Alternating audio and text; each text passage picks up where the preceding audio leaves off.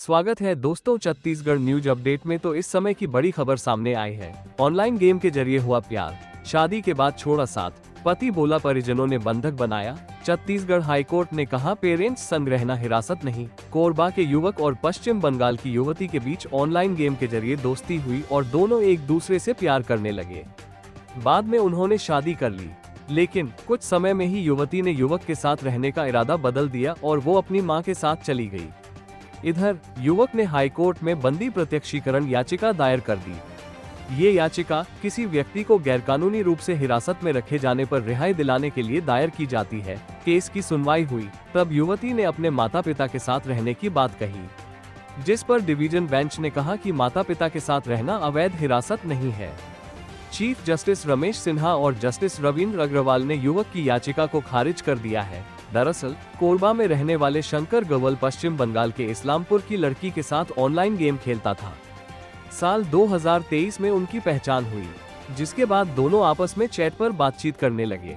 तब लड़की नाबालिग थी। कुछ समय बाद उनकी दोस्ती हुई, फिर दोनों एक दूसरे से प्यार करने लगे, जिसके बाद उन्होंने बालिग होने पर शादी करने का फैसला किया।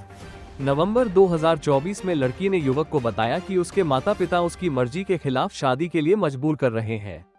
उसने युवक के साथ शादी करने की बात कही, साथ ही उसे अपने साथ ले जाने कहा।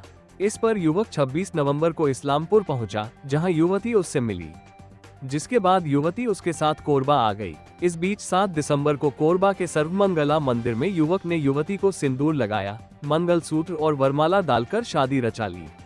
दोनों वयस्क थे और अपनी मर्जी से शादी कर चुके थे।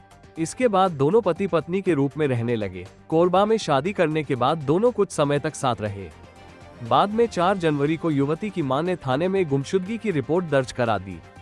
जांच के दौरान युवती को खोजते हुए पुलिस कोरबा पहुंच गई।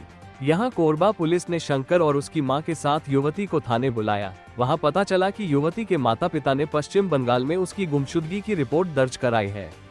इस दौरान युवती ने अपने चाचा से बात की और उनके साथ जाने की बात कही। फिर 8 जनवरी को युवती के पिता ने शंकर को फोन किया। फोन पर युवती ने स्वीकार किया कि उन्होंने शादी की है, लेकिन अब उसके पिता नहीं चाहते कि वो उसके साथ रहे। इधर शंकर पत्नी के जाने से परेशान रहने लगा। उसे शक था कि युवती के माता पिता ने उसे जबरदस्ती रोक लिया है।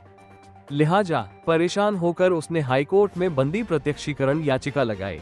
इसमें बताया कि उसकी पत्नी वयस्क है, उसने अपनी मर्जी से शादी की है, लेकिन उसके माता पिता जबरदस्ती उसे बंधक बनाकर रख लिया है। साथ ही उसकी मर्जी के खिलाफ शादी के लिए मजबूर किया जा रहा है।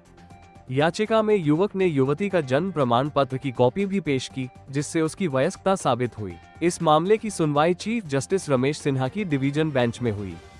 इस दौरान बताया गया कि युवती अपनी मर्जी से अपने माता पिता के साथ रह रही है। उस पर किसी तरह का दबाव नहीं डाला गया है। युवती ने खुद स्वीकार किया कि वो अपने माता पिता के साथ रहना चाहती है। लिहाजा दोनों पक्षों को सुनने के बाद कोर्ट ने कहा कि युवती अपने माता पिता के साथ रह रही है, जिसे अवैध हिरासत नहीं माना जा सकता। कोर्ट ने ये भी कहा कि याचिका लगाने के लिए युवती ने उसे अधिकार भी नहीं दिया है। इस आधार पर डिवीजन बेंच ने युवक की याचिका खारिज कर दी।